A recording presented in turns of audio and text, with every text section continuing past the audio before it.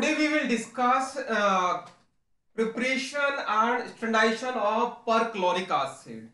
हम perchloric acid को आज ये टॉपिक क्यों पढ़ रहे हैं इसका मैं कंसेप्ट बताता हूं। पहले अपने सिलेबस में कुछ दो ड्रग्स का या दो कंपाउंड्स का हमें ऐसे करना है। ऐसे का मतलब हम उसका प्योरिटी चेक करेंगे, जैसे कि सोडियम बेंजोएट है और एफिड्रीन है। ओके, तो सोडियम बेंजोएट और एफिड्रीन के लिए हमें परक्लोरिक एसिड चाहिएगा। परक्लोरिक एसिड दोनों के ऐसे में हमें लिखना पड़ेगा, तो हम उससे पहले दोनों में चाहिएगा। इसीलिए हम क्या करेंगे, इसको परक्लोरिक एसिड को हम कैसे बनाएंगे, इसको कैसे स्टैंडर्डाइज करेंगे, और साथ में हमें इसको बनाते टाइम कौन सी सावधानी रखनी है, कौन सी कैलकुलेशन करनी है, किस तरह से हम कौन सा अमाउंट ले रहे हैं, कितना ले रहे हैं, क्यों ले रहे हैं, ये चीज मैं आपको बताने वाला हूं।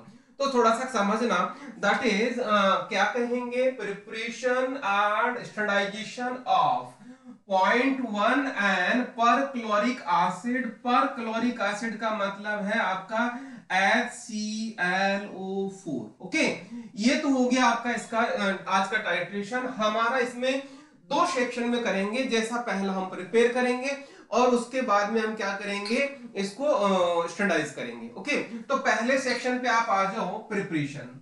प्रिपरेशन में कैसे बनाएंगे हम इसको, हम प्रिपेयर करने के लिए 900 ml ग्लेशियल एसिटिक एसिड लेते हैं। ध्यान रहे हमें ग्लेशियल एसिटिक एसिड ही लेना है, नॉर्मल एसिटिक एसिड नहीं लेना। उसमें हमें क्या करना है, ऐड 8.4 ml HClO जिसकी 72% प्यूरिटी है, विद स्टेरिंग, मतलब धीरे धीरे मिक्सअप करते रहना।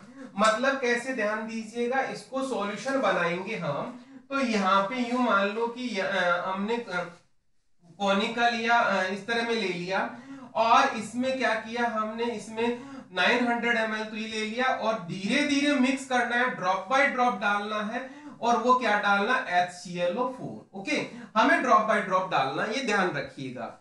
फिर उसके बाद में जो हमें सॉल्यूशन मिला, उस सॉल्यूशन में हमें क्या करना है, add 30 ml of acetic anhydride. Again ये हमें ड्रॉप बाय ड्रॉप डालना है। क्या डालना है, ड्रॉप बाय ड्रॉप डालना है। क्लियर, और विद स्टेरिंग, धीरे धीरे मिक्सअप करते रहना है। और जो सॉल्यूशन आया ध्यान देना, 900 ml हमने यहां डाल दिया, 30 ml हमने यहां डाल दिया। अब क्या करना है, makeup volume by glacial acetic acid. तो जो बचा हुआ है कितना वॉल्यूम, मेकअप वॉल्यूम का मतलब यहाँ पे ये समझना, मेकअप वॉल्यूम का मतलब है 1000 ml हम बना रहे हैं। ओके, 1000 ml बना रहे हैं, तो इस जो बना जो सॉल्यूशन वो हो गया हमारा 0.1 n HClO4 सॉल्यूशन। ओके, ये तो इसका प्रोसीजर हो गया। अब बात आती है कि हमने यहाँ पे 8.4 क्यों लिया है, 1000 क्यों बनाया, मैं इसका कंसेप्ट बता रहा हूं, इसको समझिएगा। ध्यान देना, जो हमारा जो कॉन्सेंट्रेटेड पहला पॉइंट है, नॉर्मलिटी ऑफ 100% HClO, उसकी कॉन्सेंट्रेशन होती है 11.62। ध्यान रहे 100% की बात कर रहा हूं, 11.62 नॉर्मलिटी होती है उसकी। क्लियर, और अब हम यहां पे कितना परसेंट यूज कर रहे हैं, 72% यूज कर रहे हैं। तो देखिएगा प्यूरिटी ऑफ HClO जो हम यूज कर रहे हैं दैट इज 72%। ओके, तो यहाँ पे मतलब 100 से 72% आ गया। इसका मतलब हमारा जो यूज कर रहे हैं वो डाइल्यूट वाला है। क्लियर, डाइल्यूट वाला है, तो ध्यान देना, नॉर्मलिटी ऑफ 72% HClO कितनी होगी, ये वाली वैल्यू हम पुट करेंगे, डिवाइड बाय 100 इंटू 72, तो आपका जो वैल्यू आ जाता है 11.96 n हो गया। मतलब यहाँ पे जो हम ये वाला जो क्या नाम, ये वाला जो हम यूज कर रहे हैं, इस सॉल्यूशन की कॉन्सेंट्रेशन क्या है, 11.96 n कॉन्सेंट्रेशन किसकी, HClO4 जो 72%। क्लियर, हमें क्या कौन सी कॉन्सेंट्रेशन बनानी है, हमें बनानी है 0.1 वाली, हमें बनानी है 0.1 वाली। तो क्या कहेंगे, नॉर्मल वॉल्यूम ऑफ HClO जो 72% यूज कर रहे हैं, 4.1 n 1n सॉल्यूशन तो क्या बनेगा, जैसा आपको मैंने बताया हुआ है, n1v1 से n2v2 के हिसाब से हम बनाएंगे, जिसकी ये 11.96 हम वैल्यू पुट कर दिया, जिसका हमें वॉल्यूम निकालना है, 0.1 नॉर्मलिटी का हमें बनाना है, और 1000 ml बनाना है। तो ध्यान दीजिएगा V1 के बराबर 8.36 आ गया, that is near about 8.4 ml, और यही वैल्यू 8.4 ml ही हम यहाँ पे शुरुआत में ले रहे हैं। क्लियर? तो ये हो गया आपका कॉन्सेप्ट, जिसको आपको समझना है, याद करना है, सिंपल सा कॉन्सेप्ट रखना है, आपको ज्यादा दिमाग नहीं लगाना। क्लियर? अब यहाँ पे ध्यान देना, एक चीज और है, यहाँ पे हमने ध्यान दीजिएगा एसिटिक एसिड लिया, acetic acid as a solvent use हो रहा है, जैसे नॉन एक्वस टाइट्रेशन में होता है, लेकिन आपने यहाँ पे कंसेप्ट वाली बात ये है कि एसिटिक एनहाइड्रेट आपने यूज क्यों किया। एसिटिक एनहाइड्रेट इसलिए यूज किया क्योंकि ये एब्जॉर्ब कर लेता है, एब्जॉर्ब कर लेता है वाटर मॉलिक्यूल को। वाटर मॉलिक्यूल यदि कोई होगा किसी इस HClO सॉल्यूशन में, HClO4 सॉल्यूशन में, तो वो पूरे के पूरे वाटर मॉलिक्यूल को एब्जॉर्ब कर लेगा। एसिटिक एनहाइड्रेट वाटर की प्रेजेंस में क्या करेगा, हाइड्रोलाइज हो जाएगा, हाइड्रोलाइज होने के साथ में दो एसिटिक एसिड के मॉलिक्यूल बना देगा। इस तरह से मतलब जो सॉल्यूशन बनेगा वो क्या होगा, वाटर फ्री, किससे होगा, फ्री, वाटर फ्री होगा, वाटर फ्री होगा, उसमें कोई भी वाटर मॉलिक्यूल नहीं होगा। यदि होगा तो वो क्या करेगा, एसिटिक एनहाइड्राइड उसको एब्जॉर्ब कर लेगा और वो immediately acetic anhydride acetic acid में टूट जाएगा, इसका मतलब वाटर मॉलिक्यूल नहीं रहेगा। क्लियर? ये तो हो गया कंसेप्ट आपका ये। और दूसरी यहाँ पे ध्यान देना, एसिटिक एनहाइड्राइड हम धीरे धीरे ड्रॉप बाय डाल रहे हैं, और पहले नहीं डालना, पहले ग्लेसियल एसिटिक एसिड लेना, नहीं तो ये एक्सप्लोजिव नेचर का होता है, एक्सप्लोजन हो सकता है, तो ये ध्यान देने वाली बात है। अब अपन बात करते हैं इसके स्टैंडर्डाइजेशन की, जो आपको हमें करना है, मतलब हमने ये सॉल्यूशन बनाया है, हमने ये सॉल्यूशन बनाया, ये सॉल्यूशन वास्तव में बना है नहीं बना, कितना बना है तो कितना बना है, हमें वो चेक करने के लिए स्टैंडर्डाइजेशन करते हैं। तो देखना इसका स्टैंडर्डाइजेशन किससे करते हैं, 0.51 ग्राम पोटेशियम हाइड्रोजन थैलेट लेते हैं, उसको हम डिसॉल्व करते हैं 25 ml ग्लेसियल एसिटिक एसिड में, ध्यान रहे कितने में, 25 ml ग्लेसियल एसिटिक एसिड में। ओके, और यदि वो डिसॉल्व नहीं होता है तो वार्म टू डिसॉल्व, हम उसको गर्म करेंगे, और गर्म करते टाइम यहाँ पे हमें क्या करना है, रिफ्लक्स कंडेंसर यूज कर सकते हैं यदि हमें ज्यादा गर्म करने की जरूरत पड़े तो। ओके, रिफ्लक्स कंडेंसर यूज कर लिया। अब ध्यान देना 25 ml में 0.51 ग्राम डिसॉल्व हो गया, होने के बाद में हम क्या करेंगे, उसमें क्रिस्टल वॉयलेट कलर डालेंगे, जो एज ए इंडिकेटर के तौर पे यूज होगा, और ये वाला crystal violet again non aqueous वाला ही होगा। नॉन एक्वस का मतलब यू मानना, जो क्रिस्टल वॉयलेट का जो सॉल्यूशन है वो ग्लेसियल एसिटिक एसिड में बना होगा, मतलब वाटर में नहीं बना होगा। ओके, आप फिर क्या करेंगे, टाइट्रेट करेंगे, टाइट्रेट विद 0.1 HClO4 जो हमने यहाँ पे बनाया था, इसके साथ में हम टाइट्रेट करेंगे, जिसको हम ब्यूरेट में डालेंगे, और ये वाला पार्ट आपका कॉनिकल में रहेगा, और ये HClO4 आपका ब्यूरेट में रहेगा, और कलर चेंज होगा blue to green. Okay, green colour में चेंज हो जाएगा, जैसे ग्रीन कलर आ गया तो आपका एंड पॉइंट आ गया, जिसको हम बोल रहे हैं इक्विवेलेंस पॉइंट आ गया। ओके, ये आपका प्रोसीजर पार्ट हो गया। अब अपन बात करेंगे इसका जो प्रिंसिपल किस तरह से करता है, या हमने 0.51 ग्राम ही क्यों लिया या 25 ml ही क्यों लिया, ये चीज मैं आपको समझाता हूं।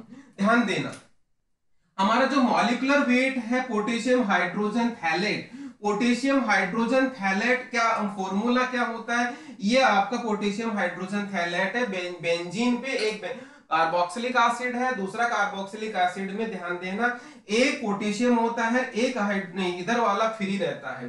बेंजोइक एसिड वीक एसिड होता है, तो याद करना नॉन एक्वस टाइट्रेशन का हमें जो एप्लीकेशन था, या नॉन एक्वस टाइट्रेशन का जो एडवांटेज था, वो क्या कंसेप्ट था कि हम वीक एसिड और वीक बेस का बड़े इजी से हम इसका क्या कर सकते हैं, टाइट्रेशन कर सकते हैं, प्यूरिटी चेक कर सकते हैं। तो वही कंसेप्ट यहां लगेगा जो इसके स्टैंडर्डाइजेशन में यूज होने वाला है। तो ध्यान दीजिएगा यहाँ पे इसको बोलेंगे पोटेशियम, ध्यान देना, ये पोटेशियम हो गया, ये हाइड्रोजन हो गया, ये हो गया थैलेट। तो यहाँ पे पोटेशियम हाइड्रोजन थैलेट, इसका मोलर मास होता है 204 होता है। अब 204 है, ध्यान देना। तो यहाँ पे इसका जो नॉर्मलिटी सॉल्यूशन बनाएंगे तो 1 लीटर के लिए कितना ग्राम हो जाएगा, 0.1 N बनाएंगे। ध्यान दीजिएगा, यदि मैं इसका यदि 1 N बनाता हूं तो 204 ग्राम हो जाएगा, लेकिन 1 लीटर के लिए बनाऊंगा तो एक डिजिट इधर आ जाएगा, 20.4 ग्राम हो जाएगा। और यदि मैं इसी को 0.1 N सॉल्यूशन को 25 ml में कन्वर्ट करता हूं तो मैं इसको डिवाइड करके ये वाली वैल्यू आ जाएगी। तो आपको ये डिवाइड करके निकालेंगे तो ये वैल्यू आ जाएगी। ओके, तो इसका मतलब ध्यान देना, मैंने यहाँ पे 25 ml निकाला, 25 ml, और यहाँ पे कितना ग्राम लिया, 0.51 ग्राम। तो मेरा ये लिया है 0.51 ग्राम लिया, और 25 ml आपको यहाँ पे यूज लिया, कौन सा, ग्लेशियल एसिटिक एसिड। ओके, इसका मतलब जो सॉल्यूशन बना है किसका, जो पोटेशियम हाइड्रोजन थैलेट का जो सॉल्यूशन बना वो भी कौन सी कॉन्सेंट्रेशन का बन गया, 0.1 N का बन गया। क्लियर, ये तो हो गया सिंपल सा कंसेप्ट। मतलब ध्यान दीजिएगा, हमने जो HClO4 मतलब पर क्लोरिक एसिड का सॉल्यूशन बनाया 0.1, और जो पोटेशियम हाइड्रोजन थैलेट जो प्राइमरी स्टैंडर्ड के तौर पे काउंट किया जाता है उसका सॉल्यूशन कितना बना, 0.1 N बन गया।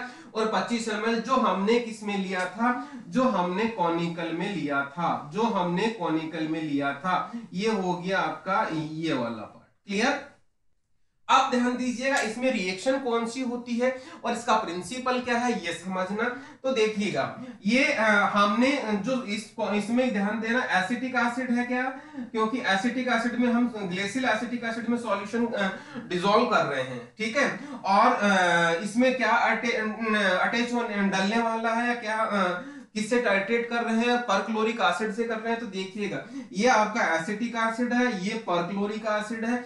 जब दोनों आपस में रिएक्शन करेंगे, एसिटिक एसिड क्या होता है, वीक एसिड होता है, और परक्लोरिक एसिड क्या होता है, स्ट्रॉन्ग एसिड होता है in where non aqueous condition. तो ध्यान दीजिएगा यहाँ पे ये H प्रोटोन इसको दे देगा, मतलब ये H इसको आ जाएगा, और ClO4 क्लोरेट आयन हो जाएगा। जो ये आपका आयन बना उसको ऑक्सीजन पे पॉजिटिव चार्ज होता है, इसीलिए हम इसको बोलते हैं ओनियम आयन।